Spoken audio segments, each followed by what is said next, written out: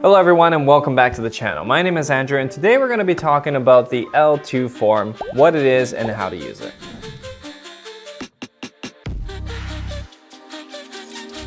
Now the L2 is a form that you as a landlord will use to make an application to the Landlord Tenant board. You use this form subsequent to either an N5, an N6, an N7, an N8, an N12, and an N13. Now this application is intended to terminate the tenancy and collect arrears owed. Now some of the key differences of the L2 versus the L1 is that you can use this form to collect any monies owed, not limited to just rent. And also you can use this if you believe that the unit has been abandoned. Now as with most of the L forms, it is important to note that you do have to make sure that your tenant is still in fact in possession of the unit for you to properly use this form. So in part one, you will fill out the information pertaining to the rental unit, followed by the personal landlord information as well as the tenant's information. And remember to include all the tenant information as it corresponds to your lease agreement. You must make a declaration that your tenant is in fact in possession of the unit unless you're filing this for abandonment. Now moving on to part two, you will be selecting the reason for the L2 application, which will correlate to the N form that you have submitted prior. Now, if you have submitted an N12 or an N13, you will need to submit the Schedule A or Schedule B corresponding to them. You will get to that section further down below as we get through the form. Otherwise, if you're going to be filing this for abandonment, make sure to select the last option. Now, there is a third reason why you can submit this form, but we're not really going to talk about that because it has to do with the superintendent situation, and we're not going to discuss that in this video. If you want to hear about it, leave a comment in the comments below, and we'll be sure to address it. But now let's move on to part three. Now, in part three, this has to do with collecting any money owed to the landlord for a variety of reasons. Now make sure to review this section correctly because there are in fact a multitude of reasons why you may be collecting money. For example, if you are owed utilities, make sure to fill out reason number 3,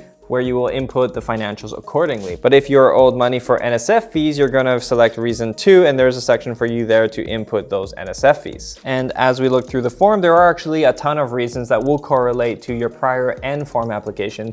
And for example, if you had filled out an N5 for damages, there is a section under reason 4 where it will allow you to input costs for damages that you are claiming the tenant needs to pay. Now, if you're unsure as to which reason you should be selecting, make sure to review some of our other N form videos, which will indicate what reasons you will have been filing them, and you can go from there. It'll help to guide you under what circumstances you should be using this L2 form. Now, moving on to part 4, there is a section here for NSF fees. Now, this has actually recently been updated, and if you look at the instructions earlier, it says that part 4 is meant for signature, and I think what they did was they recently updated the form and they didn't correct it, but now part 4 is meant for NSF fees, and then we move on to part 5, which has to do with the signatures. Now, just like the other L forms, you got to remember that there is a $201 filing fee, and if you do e-file, it's $185. Now, you will have an opportunity to submit any evidence ahead of time, and you will need to make sure to do so well in advance of your hearing because you want to make sure you allow enough time for all parties to review the evidence. For example, if you happen to be filing an L2 form subsequent to an N13, if you happen to apply for any permits, you want to make sure to submit those permits as evidence